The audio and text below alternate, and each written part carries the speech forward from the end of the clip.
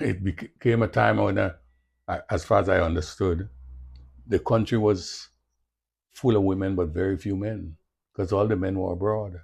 I really doesn't know my family connection as well as I should do. Because when I came from Aruba to Carriacou, I was 10 years old, you know? And when they took me, my father came from Mount Royal and my mother came from Brunswick 6th Street area. No, I knew my mother, right? I knew her brother and people like that because they lived in that area. And I was introduced, this is mommy's mother. Mommy will introduce me, this is her brother and stuff like that, you know? But when I went up to Mount Royal to meet daddy's family, daddy took me up there. It's nobody really explained things to me as who this person really was. Thank you for doing this. You're welcome. So, But tell me, what's your name Errol Moses, and where were you born? I was born in Aruba, What year, can I ask? 1944. Wow. So, who are your parents? My parents are both, deceased. But my father was Enos Moses from Mount Royal, and my mother was Omega Moses from Brunswick way, 6 roads. So, how did you end up being born in Aruba? Because they were both working, or my father worked in Aruba, I think, and then he came back to Carriacou. And when he came back to Carriacou, he met my mom. She hadn't traveled before. So then he brought her to Aruba with him, you know? And that's where I was born. I was born in Aruba. And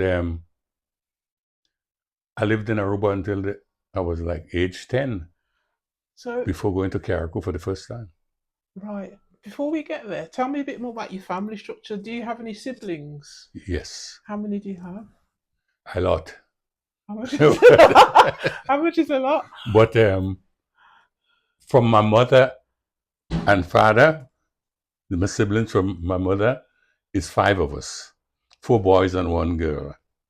But my father had children before, you know, and I would like to say I knew all of them, but I'm not so sure, you know, I'm not sure. But yes, I had a lot of siblings. How I many? still have. How many? You don't know how many? How many in total? Could be like 10, I 12. don't want to start. I know there's Fatina and Hubertina, and there was Wentworth and Delmas and Lenzal and Yvette and Bernard, you know, quite a few, but I didn't want to start calling names and miss some out Yes. because you know what it'll be like, how could he forget me and all this kind of thing. So you had a. So, It was kind of like a football team. yes, he had quite a few children. And as I say, I am not even sure how many, you know. I'll have to sit down, get a piece of paper, and write everything down to Right. remember. So what work were your parents doing? Daddy What was was a your dad doing? welder. That's what he was doing in Aruba. He was a welder. And then they had a tank in Carriacou in town. They call it Gibbs tank. He welded that. He made that, yeah, Wow. in Carriacou. But he was a welder. That was his profession, yeah. And that's what he went to Trinidad. From Aruba, when he came back to Carriacou, he eventually went to Trinidad. And he was working in Pointe-à-Pierre in Trinidad doing welding. So as far as I know, he worked in two countries, Aruba and Trinidad. So it was common back then for people to leave Carriacou to work. Why is that? For people that don't know.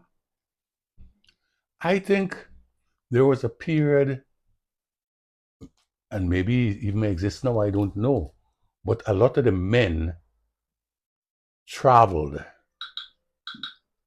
in the hope of earning a better living because most of what the employment in Carriacou was farming, which was hard work. Sometimes I understand people work very hard, and the produce that year was very poor. You know what I mean? Um, the corn and peas and things like that covered in blight, and you didn't get much produce. So most of the men traveled abroad to work, I think, to try and get a better living for their families, you know? So it became a time when, as far as I understood, the country was full of women, but very few men, because all the men were abroad, you know?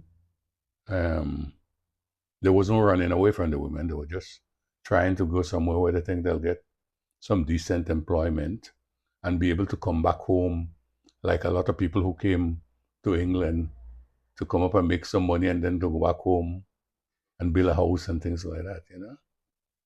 Yeah. Mm, interesting. So, do you know your grandparents? Who were they? What were their names? That is another thing that has perplexed me for a long time. I really doesn't know my family connection as well as I should do. Because when I came from Aruba to Carriacou, I was 10 years old, you know? And when they took me, my father came from Mount Royal and my mother came from Brunswick 6th Street area. No, I knew my mother, right? I knew her brother and people like that because they lived in that area. And I was introduced, this is mommy's mother. Mommy will introduce me. This is her brother and stuff like that, you know? But when I went up to Mount Royal to meet daddy's family, daddy took me up there. It's nobody really explained things to me as who this person really was, right? This is your auntie, and so and so. This is this. And it took me a long time before I realized some of them wasn't really his aunt, but that's what they were called, you know? As he was growing up, they brought him up and things like that. Because the woman I was thinking was his mother. She wasn't, and for a long time. And you know, in those days, you can't ask too many questions. You know, if you want to ask too many questions, you might be told to shut up. You know, Is that how it was so, back then in terms of you being a child? You couldn't ask you. It's not like England now. You can talk to your parents a no, bit no, no, more. nothing like that. Nothing like that. You know, in those days, children had to listen sometimes, most cases, and not be heard. You know, so I really grew up not knowing. It took me a long time because I really thought my father's grandfather was his father. You know, everybody said Eddie Moses. My father's name is Enos Moses, and Eddie Moses was his grandfather. And his father, who was Legion Moses, which I get to find out years after, had traveled from Carriacou to wherever and never returned. He never returned to Carriacou, you know? But everybody knew because Eddie Moses brought up daddy. It's like that was his father. And I was introduced thinking, this is my father. Yeah. And it's years after meeting other people and asking questions because after a while you become really curious. You want to know your family tree, you know, and you start asking questions. And then people start telling you, oh, no, no, no, that wasn't your father. That was your father, grandfather. Your father is so and so, you know, and this person wasn't his aunt.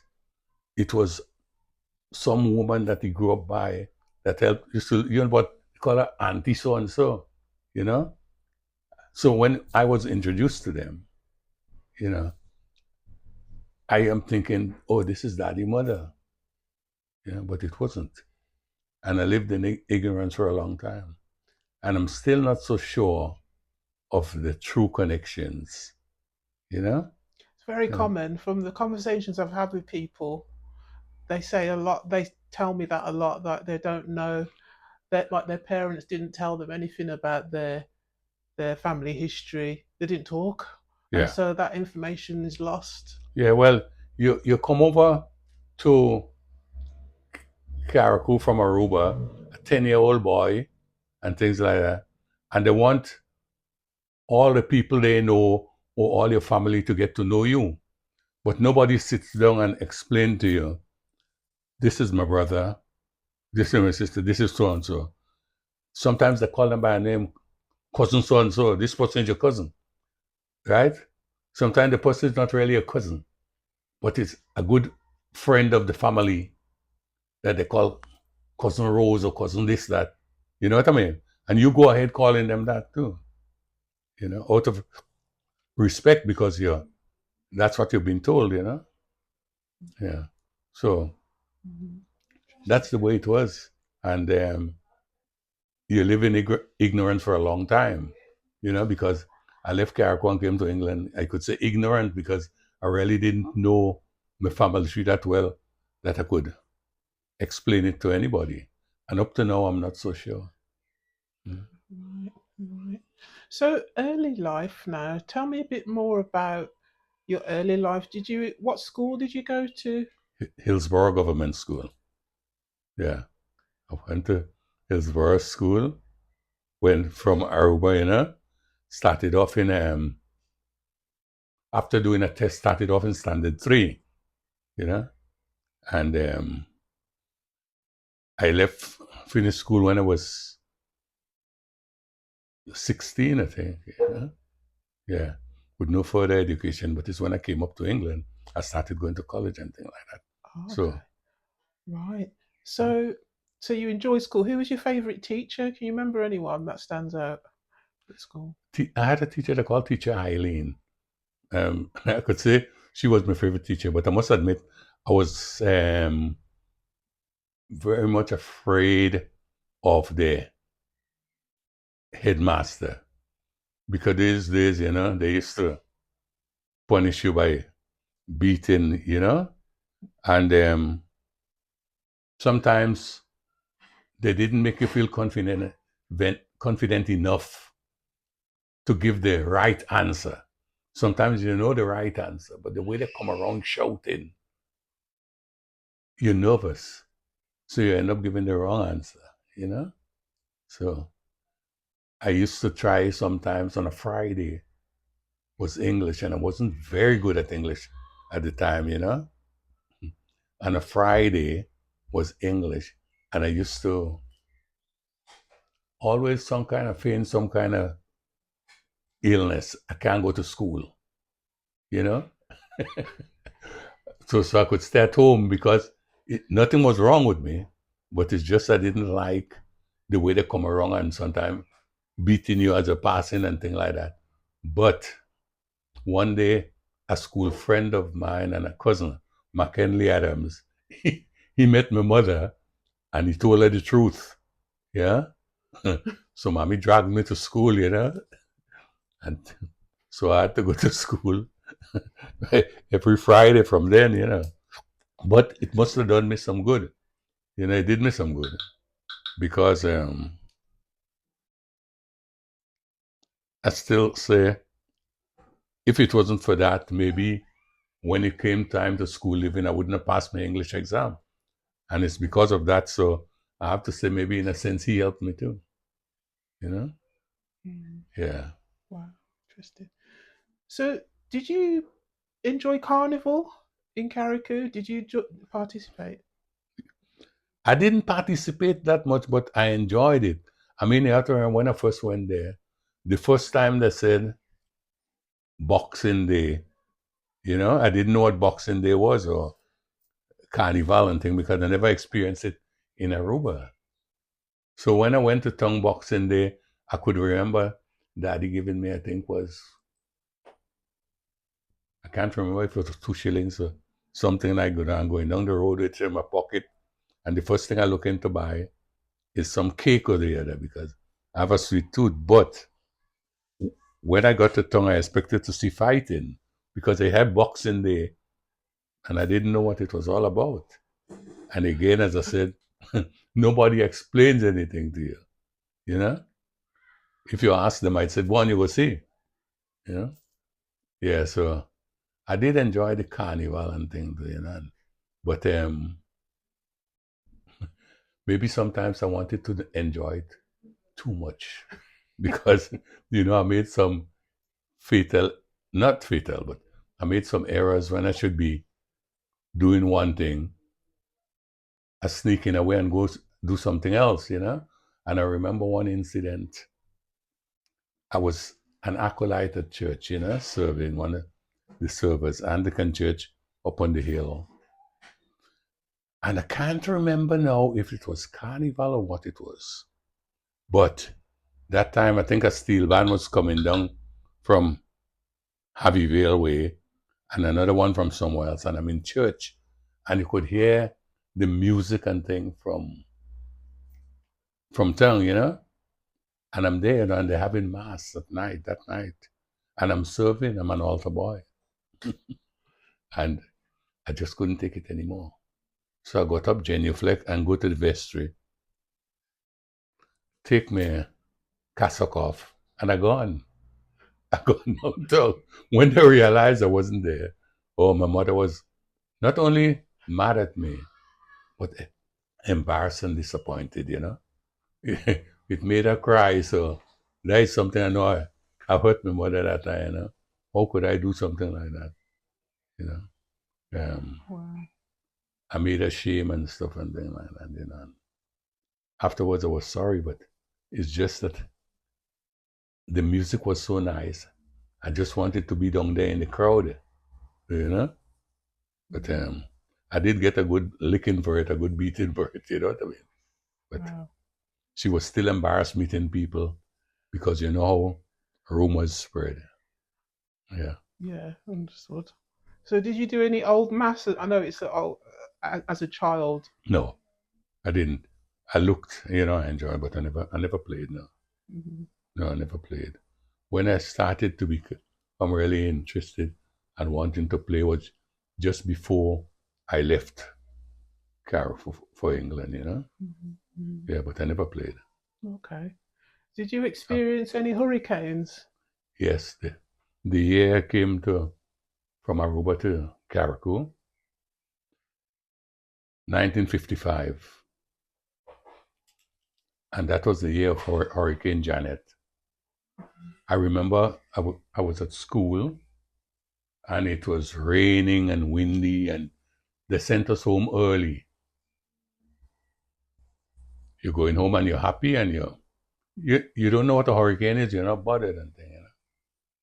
And we got home the night, and then later on in the night, the wind started getting stronger and stronger. I remember one woman coming to our house because we had a house with a downstairs up on the hill. And I remember one woman coming by us, and she was completely naked. The wind had blown her clothes off her and things like that. And but you're down there, and one of the windows burst open, and I remember Daddy and his son went with pulling the window in and everything. But I wasn't seeing anything. But it's when the morning came, and I looked from where we live in up the hill going up Mount Royal. All you could see is the dirt. All the trees were flat. They were gone. And that is the first and only time I saw my father cry. You know? Wow. Yeah. How did that feel?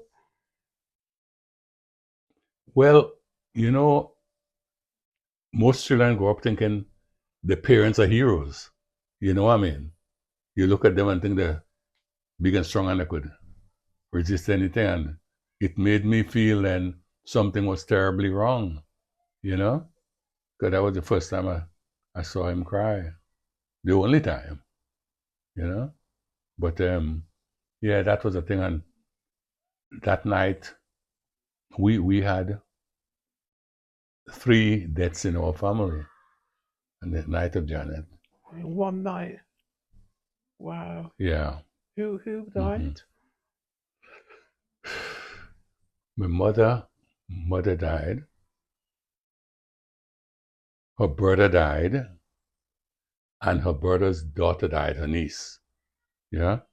But her brother and the daughter died. They left the house, you know. They live where the cemetery is in Brunswick. They live up on the hill up there. And they left the house. They were Seventh-day Adventists, and they went to the church for shelter. And a part side of the church collapsed and killed them. So they died in the church, her brother and her Mm. niece. And her mother died 6 years. So we had three deaths in the family Oh, it's terrible. that night, you know? Yeah. How did that impact the But as I family? say, I was 10 years old, and that it must have impacted them very seriously, you know what I mean?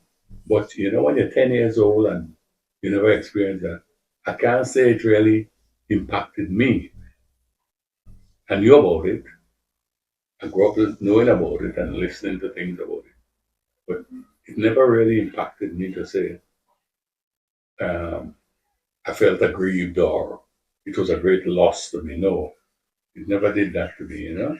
It's afterwards when you sit thinking as you get older, you know, that's when you realize what trauma it must have been for them. But for me, no, not So, at all. so what was it like?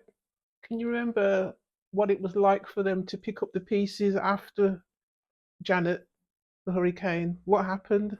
Well, picking up the pieces, it's it's given me a sort of a culture of giving.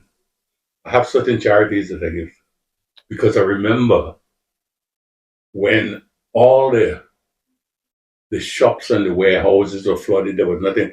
I remember not even cigarettes there. I remember Daddy used to smoke, and I heard him talking and saying, if a man have got a cigarette, he had to go in some toilet to somewhere and hide to smoke it. Because if anybody sees smoke coming out, people will come down and want to smoke too. Yeah, you know.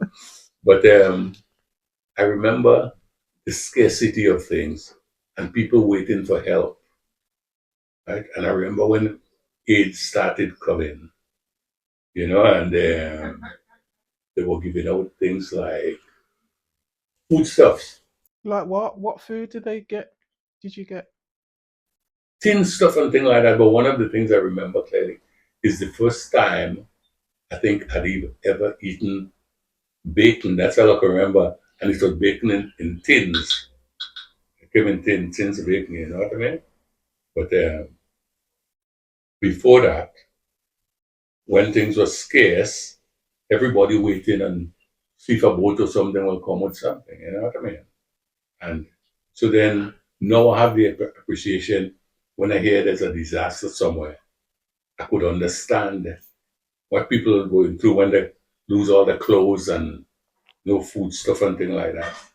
You know, and I just think, well, it's it's good to help. You know, it doesn't mean that you have to be rich, but it's just helping because when disaster happens, we all need help. You know, so Mhm. now I try to help when I can. You know, there's different charities that I try to support when I can. You know, That's great. yeah, But the fact that the hurricane was that powerful, it blew off the actual clothes of people's backs. close off people's backs. I saw a tree, the way a sheet of galvanized was embedded in that tree. And at the time, you know, it's something you think, oh, look at that. But as I got older, I think, my God, the force it must have taken for that to happen. You know, if anybody was in the way, it got to they cut it in half, you know. Yeah. But it was very powerful because galvanized had blown off people's houses. And because of the paint and things like that, people had the roofs paint some in different color. Somebody might see a sheet of galvanized belonging to them miles away, you know? Yeah. But Wow. Interesting. Did you grow up with anyone that was into any kind of like that deal with herbs and things for like to help for health? Anything like that? Any kind of No, people that no, dealt in that? no, and that's one of our weaknesses. No, I know when you go out and you come back, and I had a little bit of a cold or sneezing or fever. Daddy used to get some things, make a concoction. I can't remember everything he put in it, but I know it used to be jacquard and some soft candle or something, and whatever else he put in it, and he'll set it alight. Yeah, because the jacquard used to catch a flame. You know what I mean? And when it warm up a bit, he blew it out, and then he'll take it and rub us down and everything like that. You know what I mean? What was that supposed to do? It's supposed, as far as I know, to make you sweat and to get the cold out of your body. And I think it used to work because you used to wake up next morning feeling a lot stronger than the night before. You know? But I can't remember all the concoction, but I know one of it was strong rum and one was soft candle, but I can't remember what else he put in it. Where do you think they learned that from? From their parents, the older people, but they never passed it on to our generation, you know what I mean? Why is that? I don't know why. I don't think they did it because of any spiteful data, maybe because of ignorance, not knowing how well informed they were to have all that knowledge, you know what I mean? Sometimes we look more to modern things than appreciating the knowledge we have, you know? A lot of these people are very knowledgeable. People used to get sprains and strains and broken bones, but there were people there who knew how to deal with it and how to set it and things like that. But then modern medicine started coming in, and colonial people started coming in with their kind of medication. So we abandoned ours and accept theirs and cultivated theirs and left ours to starve, you know? But it wasn't done because of ignorance. They weren't ignorant, but it's just like maybe today's generation too, you know? Um, you look at the Caribbean now and you see certain food outlets, TFI Friday, this, that, the other, all over the Caribbean. And people are leaving their own stuff there and trading with these people, you know. When you look at some of the establishments, American institution, how you call it, Kentucky Fried Chicken, and even, what you call it, pizza outlets and stuff like that. When you look at how well packed they are with people, especially on a weekend, you know, you meet a lot of our children that leave home. They ain't want no breakfast, but as soon as they get to town, they want to go to Burger King or KFC or something like that. You know what I mean? But that has a lot. I just, in my mind, I usually say it's a lot of the leaders of our countries allow the companies from abroad, you know, the foreign companies, to come and set up and maybe give them tax breaks and other stuff like that to set up the business, right? And then they start pushing the businesses.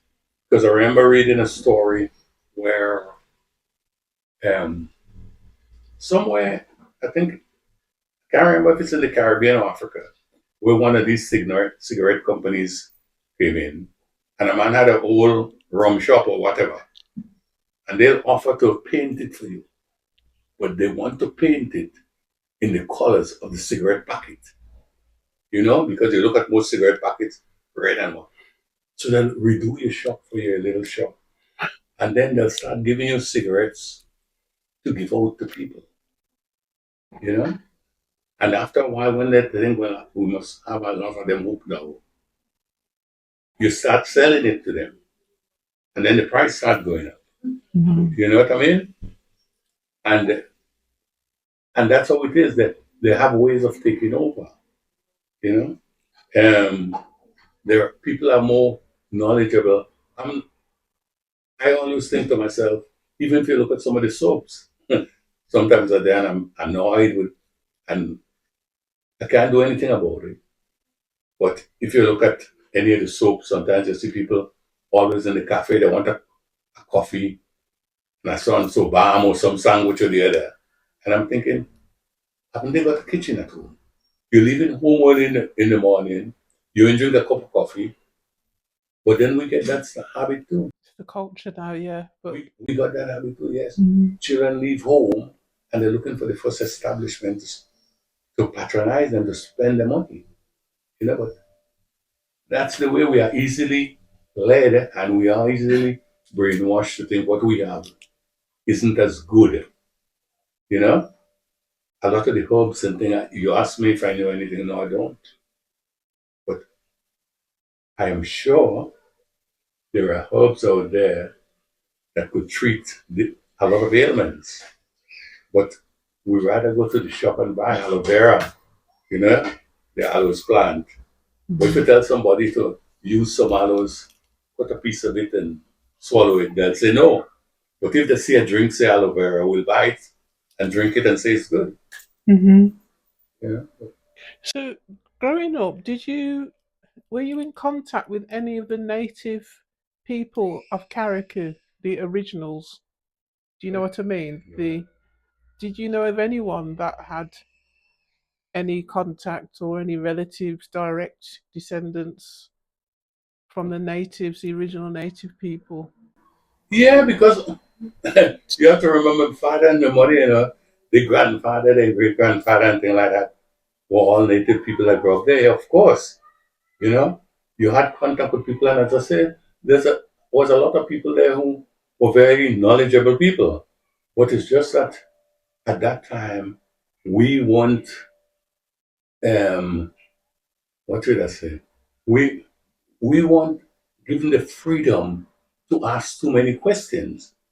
So a lot of them died with not. If even now, I'm not going to call anybody name, but sometimes I meet some people and they could remember way back and remember, things in Carriacou and names, sometimes village names change and stuff like that and remember occasions.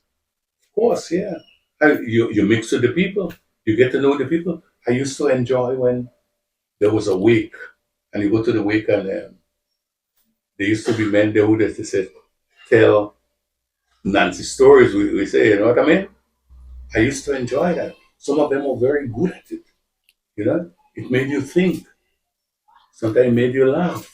So tell me some Nancy stories you were told.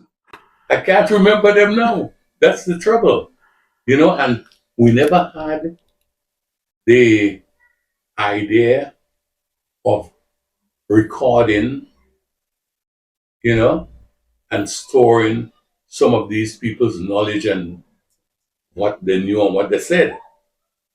But looking back at it now, I remember some of the things some of the men used to say at these wake night or funeral or whatever I used to go to. And I'm thinking to myself, and they were good at it.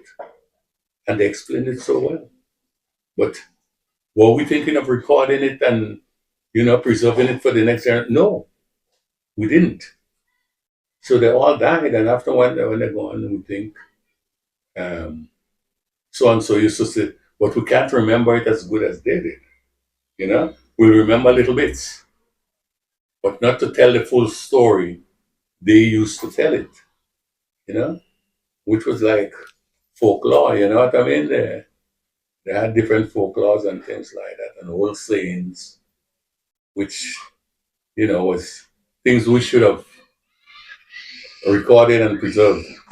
Why do you think they didn't do that? Did they just were trying to survive rather than think about the far, far future? No, no, no. I think at that time, maybe they didn't have the necessary equipment and they just couldn't afford it. Not even to write something down on No, paper. no, no, that's different. But I mean, like recording. You know what I mean? Um, we should have been writing things down too. But for you to do that, sometimes I think too in life, you have to have government intervention. The people who we elect to serve us, you know, they should have intervention and to lead us. Sometimes they don't. They get there and they think about themselves until the next election, you know. But sometimes we need guidance and leadership, people in authority who would, guide us in the right path, you know.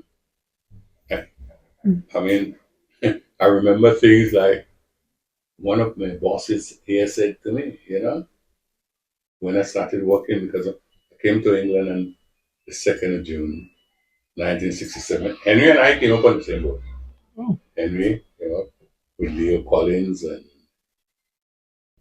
oh God, for Crunch, fella called Crunch. He died in Carriacou. Steel band fella. Um, Leroy, I think his name was. Yeah.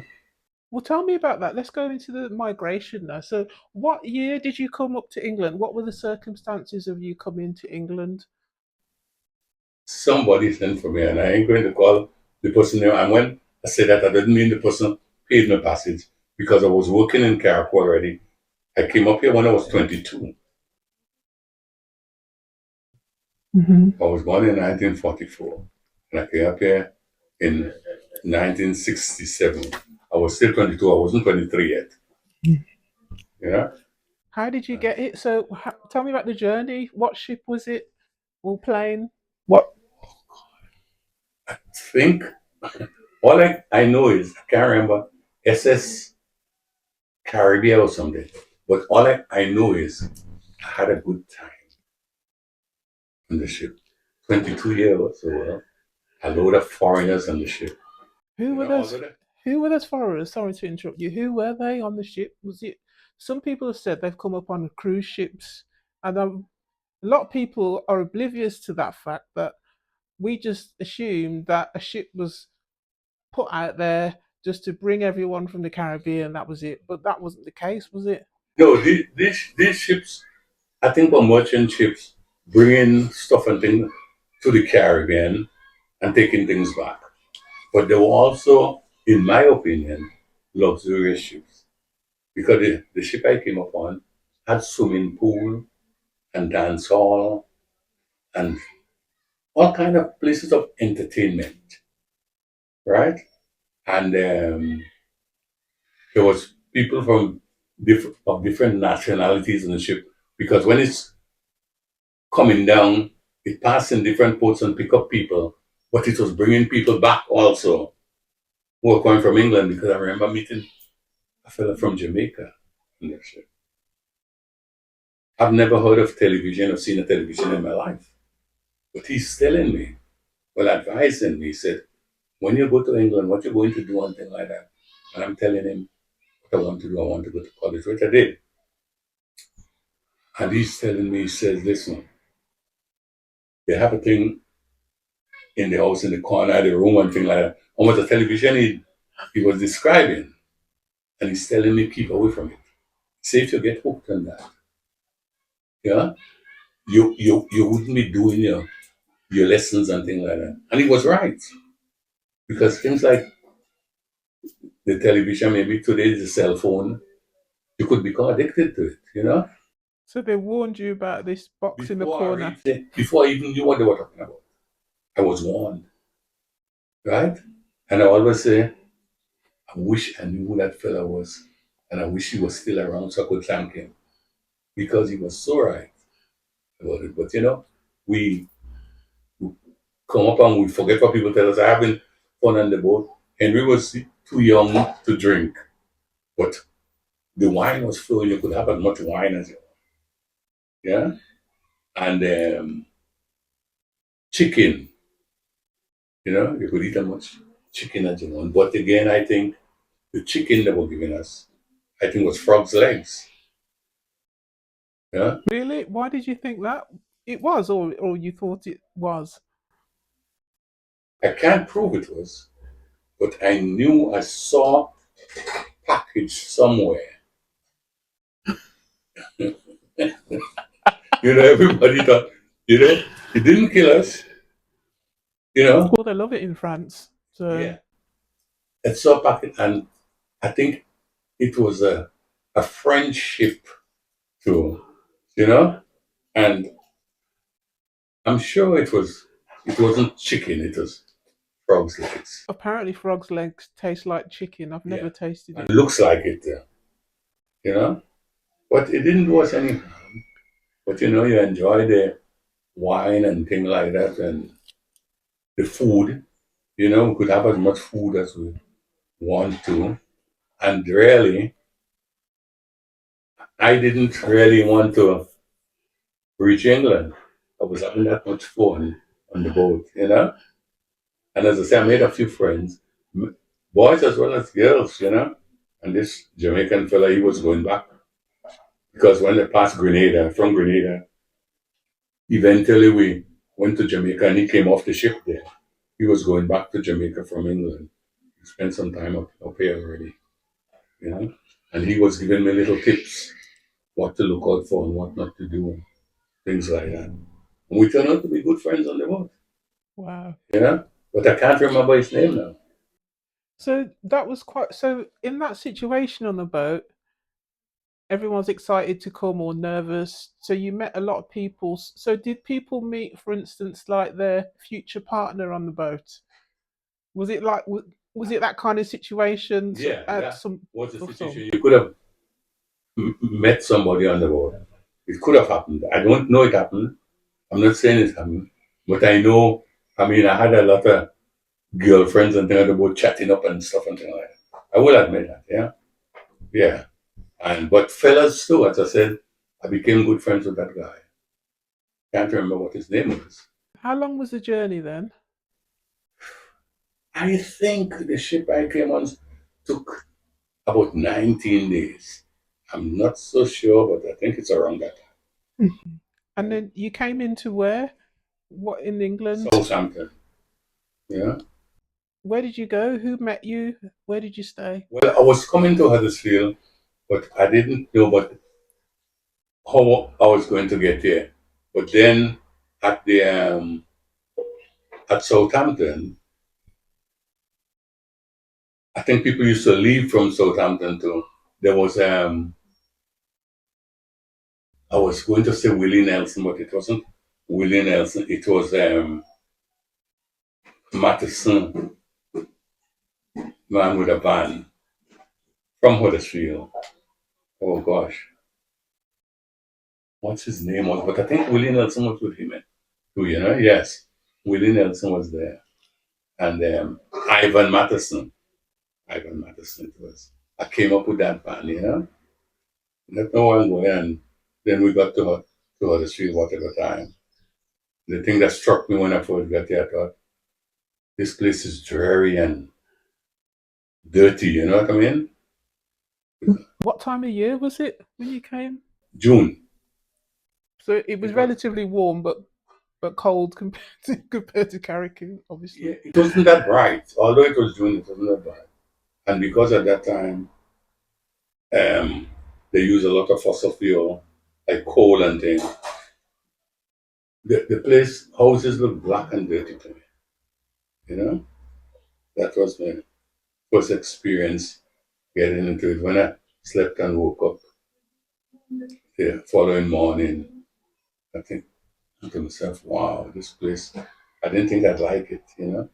So where did you have a place organised before you came and you went there, or Somebody family? organized. I didn't have a place to organize, Who? but somebody has organized a place for me because somebody had sent for me. Who was that? I'm not going to say. Okay, you can't say. That's fine. I could say, but That's fine. So someone no. sent for you. Somebody I fell in love with, and we were in love, and we got married. And I'm not going to call anybody's name. That's fine. So you'd had a place organised. So Yeah, you came to a situation which was organised. It yeah. wasn't like you had to share bedrooms and things like that. Where the previous Well, generation. where they live, we were sharing anyway. there were other people there. Right. In those days, not many people had houses, you know? Mm-hmm. And even when people rented rooms, people had to share, you know? Yeah, so, yeah, I was sharing the, Yes. Understood. So you came here. You went into college. Did you say you wanted to go to college, or you yeah, wanted to? straight away when I started, I went, somebody took me to get a job. I got here on the 2nd of June, 1967, right? Went looking for a job on the 6th of June, 1967. They gave me a test, you know? What was the job for? I didn't know. I just went looking for a job because I knew that they'd employ people, but that company was a chemical company. They did chemicals, but they also did pharmaceuticals, which I did. I didn't know anything about that, you know? Most people who worked there maybe didn't know either. But they did chemicals and pharmaceuticals, and they did horticultural stuff, things for farms and stuff, you know what I mean? But I went there for the job, and they gave me a test to do. And they said I passed the test. So then you had to go for medical. They sent me down to the medical room. They had their own medical place, so I went to the medical and I passed the medical, and they tell me when I could start. So I started working there the following Monday, I think. And the first job that they put me on was with another guy. And what we were delivering stuff to different sheds, you know, which I didn't like at all. I think, nah, I leave Carriacou because from Carriacou I thought I had a good job. I worked at W. Julian and had my own animals and everything like that. W. Julian. What was that? What It was? was like a big grocery store in town, yeah, selling groceries and things like that. You know what I mean? But to my eyes, it was like some place, like a big place. Maybe you look at it like somewhere like Asda or Tesco, but when you go back the next time and you see how small the building was, you realize it was only in your mind because you didn't have no perspective of large and small. You know what I mean? Because you're there, you think everything is large. You know, but yeah, Did you get on with the locals, like the English people, when you first came? Did you interact with them a lot? 100% I would say. I'm not going to say there isn't racism and things like that, but I have nothing at all bad to say about the native people. You know what I mean? I I did the test I was telling you, and I started working delivering that acid and thing like that, and then some other job. And one day, then I went and I signed up for college. So I was going to college at night. You know, I wanted to be an architect, and that's what I started off doing. Wow. And I always say, you know, when you have no support, I always say, if my parents were here, I would have done it. But when, although you have a partner and things like that, and both of you working, it isn't easy. So I had to come from work on my days off and or whatever and go to college. I'm going to college and I'm thinking, and in my mind, I think I'm doing well, and they say I'm doing well too. And one day at work, I got a message, you need it done at the personnel office. And I'm thinking, have I done something? Or what have you? So when I went down, I met the gentleman, and I think it's a Mr. Lockwood, and he said to me, why didn't you tell us you were going to college? I said, did I have to report it to you? He said, no, no, no. But at least we would have known that, you know, you're ambitious and you're doing that. And the college had written to them because at the college, when I registered, they ask you things like, if you're working and where you work. So the college knew where I work. So they're the ones that contacted the company. And he said, no, you have to get off that job you're doing now. Yeah. Why? Because you couldn't study and No, work. because they thought maybe I'm too knowledgeable for that job or what have you. So they Oh, put me on another job, overqualified. Yeah. So they gave you a better A job. better job, yeah. A Okay. better job. And then, you know, so I thought that was very good of him. And over the years, I'm there and I ended up then in the electrical generating place, for the generating electricity. And then that was a job I could have still been doing. That was a job I loved, you know. Um, um, what I could say about it, but one thing I would say, I wouldn't say anything bad about the indigenous people. I remember one day I had to sign certificates, work permits we call them, for people to do jobs, you know. So I'm in the office there, and I'm the team leader, and this was a Monday morning, and the office was full of people. It had scaffolders, electricians, welders, and I had to give them sign the permits. But one of the things they teach you long before you get the job is when you're giving anybody a job, you make sure you have to go on the job with them and show them what you want them to do. You know? So like a welder come, you have to go with him on the job and point out to him what they want to do. Yeah? Make sure you walk on around the job with them and point out everything. This Monday it was busy. And this fella they call Nigel asking me to sign a permit, because he have a few contractors coming and they were welders and things. And they were doing something on a platform. And he's saying to me, well, we've been here all week last week. I know what I'm doing, man, and this, that. And stupid me, I signed this permit for it. And they went up there doing it. And one of the fellas cut somewhere he shouldn't have cut. And he got burnt. Oh. And they never told me anything, you know. They took him to the emergency room that we have and stuff like that. And again, I have to say, I've been very lucky because maybe God was looking over me because, not maybe, yes, he was. The first person I see come into the office was my boss and asking me, did you sign a ticket for so and so today? I said, I can't remember.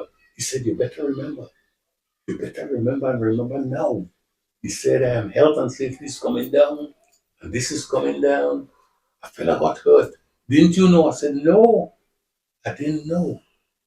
So I had to rush, but by the time I could get to the rack to get the certificate, they take it Oh. and stuff like that. But what I'm going to say is that boss really stuck up for me.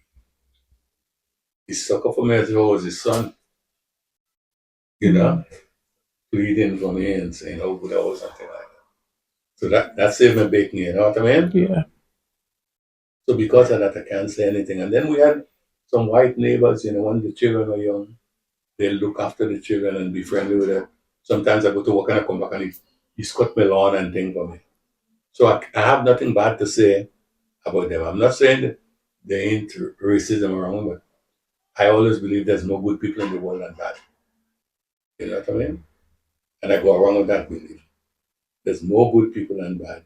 We look at the good ones as if the people who are in position of authority, the people who dress up in a suit every day and go to work, the politicians here talking and making big promises, you know? The people who want to shake your hand and kiss your baby when they're looking for you to vote for them.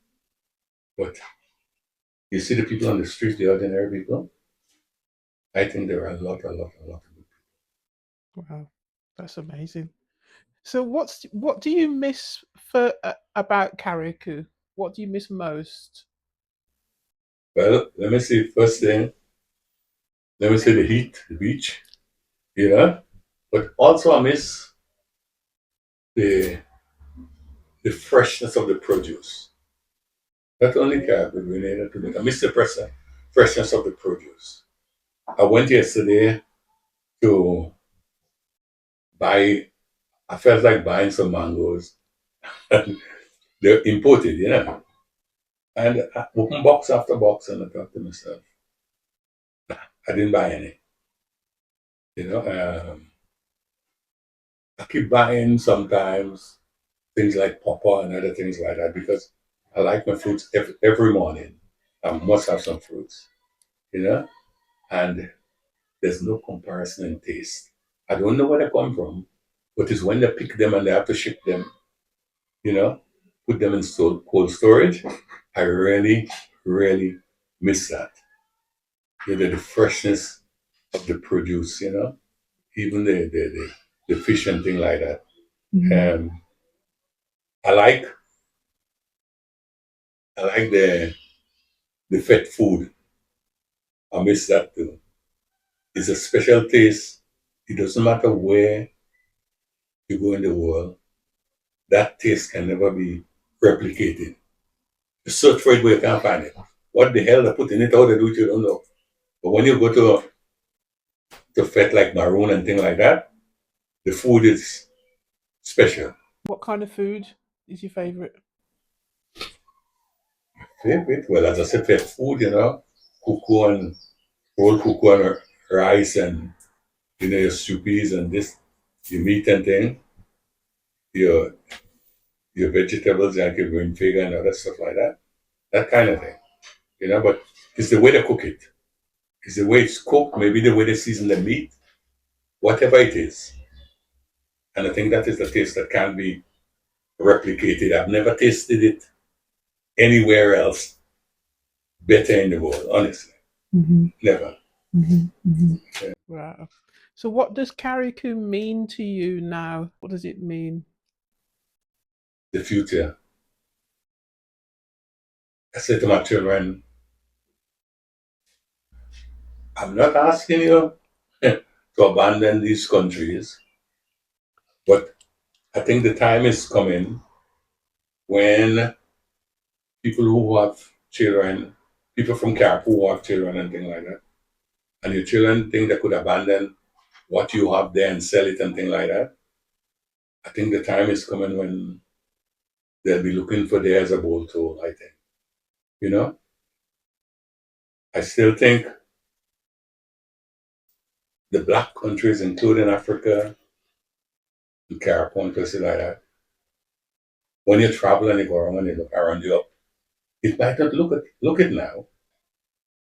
It might not look it now, but I think among the black countries of the world, there's a lot of natural resources that is being mismanaged at the moment. But you got the young people coming up, young politicians, young fighters,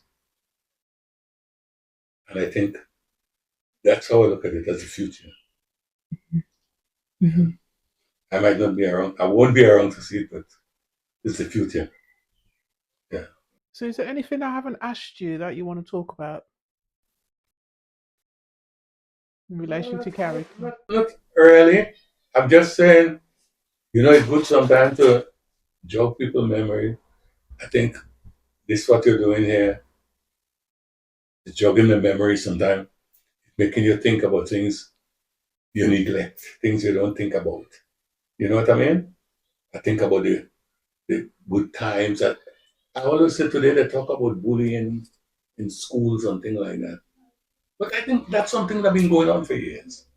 When I went to Carriacou at 10 years old, I was bullied. Children teasing me, you know? And because your accent is different, you come from abroad. If you ain't know a word or you ain't know what I mean, they laugh at you, you know? But in those days, we didn't have social media. So you go home and you don't worry about it.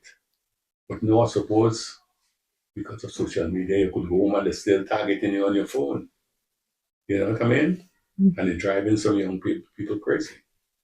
You know, instead of switching the phone off, they have to look at every message, and then the message is not complimentary, so they get sick. You know? But no, they I'm happy with the way things have been in my life. I've made mistakes which I'm not going to mention, things I wish I hadn't done, you know. But I suppose that happens with everybody. Those are things I keep to myself. But right now, my life is good. You know? By the grace of God, I feel okay. You know, I thank Him for all what He's blessed me with. You know, Brilliant. and I've had a lot of blessings. So that's it. Great. Thank you, Errol. Thank you. That was brilliant. Thank you for your time, your knowledge, your stories. This is going to inform a lot of people and it's informed me deeply as well. So thank you for your time. You're so welcome.